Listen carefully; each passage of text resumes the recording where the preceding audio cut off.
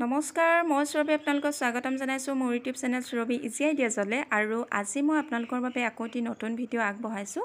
আৰু আজিৰ ভিডিঅ'টিত এয়া দেখিছেনে, এযোৰ সত্ৰীয়া নৃত্যৰ ড্ৰেছ মই কেনেধৰণে চিলাই কৰিছোঁ সকলোখিনি দেখা পাব। আৰু এইটো হৈছে ঘড়ীটো, আৰু এইখন হৈছে চাদৰখনত মই দহি লগাই দিছোঁ, আৰু এইখন হৈছে কাঞ্চিখন। আৰু কেনেধৰণেনো মই আটাইখিনি চিলালোঁ, আৰু এইটো ব্লাউজটো।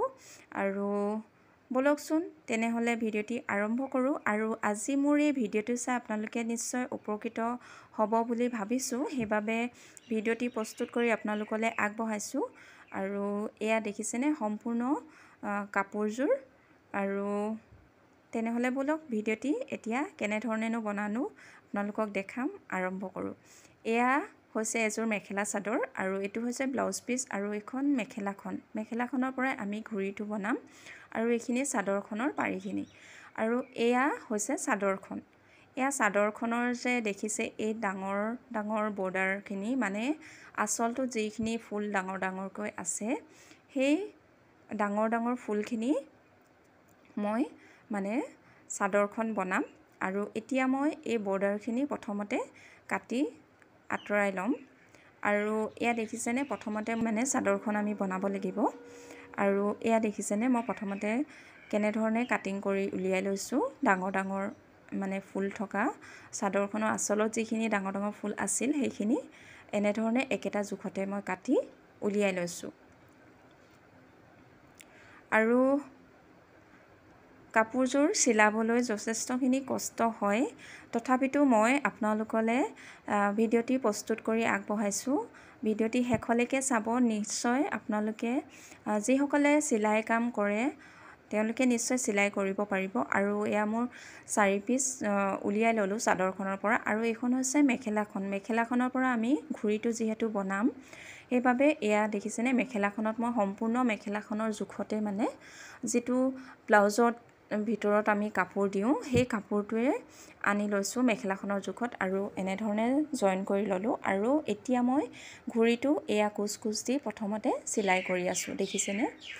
আৰু যিহেতু মই সম্পূৰ্ণকৈ ভিডিঅ'টো মানে কৰিবলৈ অসুবিধা হয়, ছোৱালীও সৰু, সেইবাবে অলপকৈ ভিডিঅ'ত আপোনালোকক দেখাইছোঁ। এয়া দেখিছেনে, মোৰ ঘড়ীটো কোচখিনি দি হৈ গ'ল। আৰু কমৰটো আপোনালোকে যাৰ জোখত চিলাব তেওঁলোকৰ জোখটো ল'লে সম্পূৰ্ণ ভাল হয়।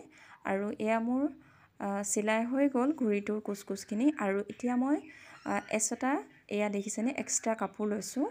আৰু এইটো ডাবুল কৰি মই কাপোৰটো 6 ইঞ্চ লৈছোঁ, যিহেতু চাদৰখনৰ পৰাই উলিয়াইছোঁ মই বেলচটা।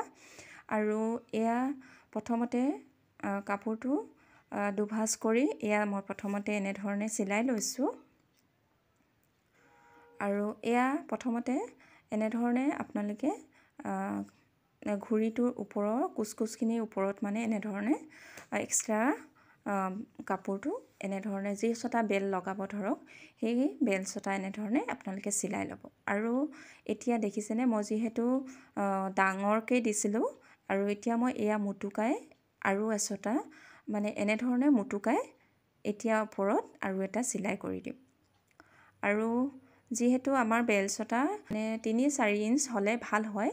আৰু যিহেতু আপোনালোকে ইয়াত ৰছীও লগাব পাৰে, নাইবা আপোনালোকে ইলাষ্টিকো দিব পাৰে, কিন্তু ইলাষ্টিক দিয়াতকৈ আপোনালোকে ৰছীটো দিলে ভাল হয়। কাৰণ ইলাষ্টিকটো মানে পুৰণা হৈ গ'লে ঢিলা হৈ যায়, সেইবাবে ৰছী দিলে ভাল হয়। আৰু এয়া মোৰ বেলচটা ঘড়ীটোৰ চিলাই হৈ গ'ল, দেখিছেনে বাৰু। আৰু চিলাই কৰিবলৈ যথেষ্টখিনি কষ্ট হয় বাৰু কাপোৰযোৰ। আৰু তথাপিতো আপোনালোকলৈ ভিডিঅ'টি প্ৰস্তুত কৰি আগবঢ়াইছোঁ। আপোনালোকে নিশ্চয় আজি মোৰ এই ভিডিঅ'টি চাই অলপ হ'লেও উপকৃত হ'ব বুলি ভাবিছোঁ। এয়া মোৰ ঘড়ীটো চিলাই হৈ গ'ল এতিয়া। আৰু ঘড়ীটোৰ তল ছাইডটো মই দেখিছেনে কেনেধৰণে এয়া মুটুকাই চিলাইছোঁ।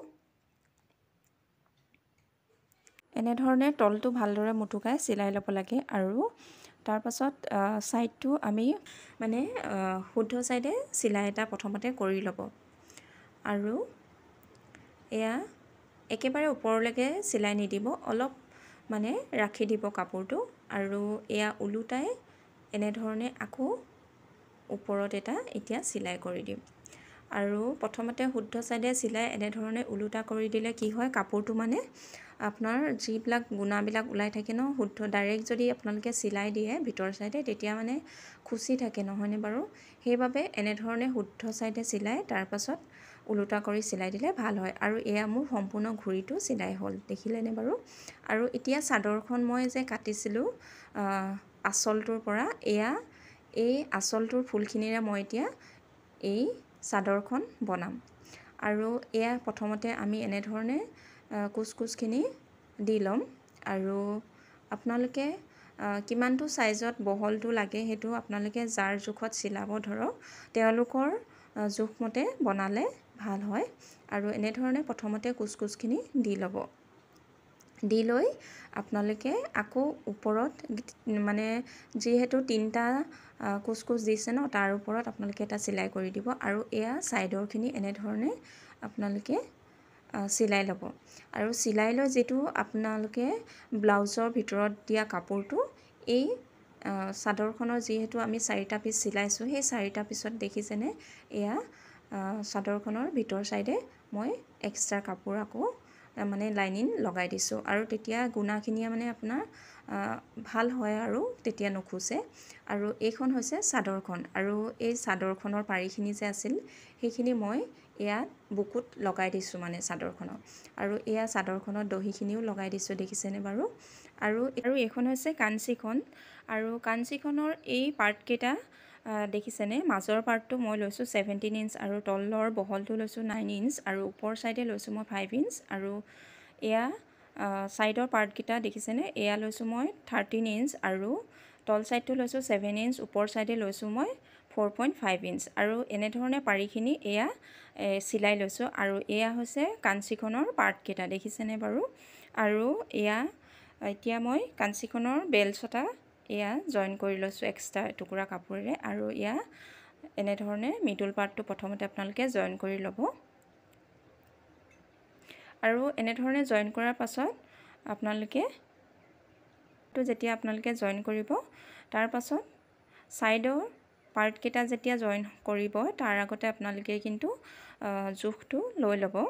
আৰু যেতিয়া আপোনালোকে মাজৰ পাৰ্টটোৰ পৰা ছাইডৰ পাৰ্টকেইটা এয়া মই 3 ইঞ্চ আঁতৰত চিলাইছোঁ ছাইডৰ পাৰ্টকেইটা।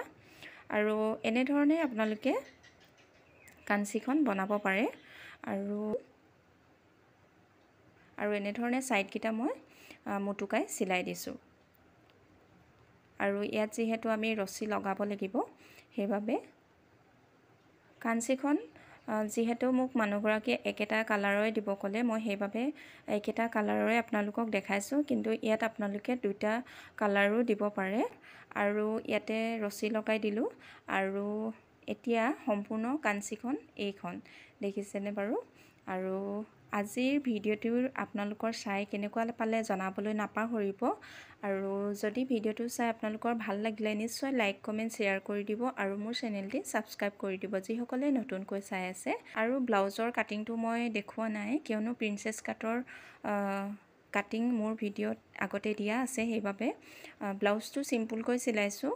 আৰু দেখিছেনে এয়া ফ্ৰণ্ট চাইডে কিন্তু মই প্ৰিন্সেছ কাট দি চিলাই কৰিছোঁ। আৰু সম্পূৰ্ণ কাপোৰযোৰ হৈছে এইযোৰ।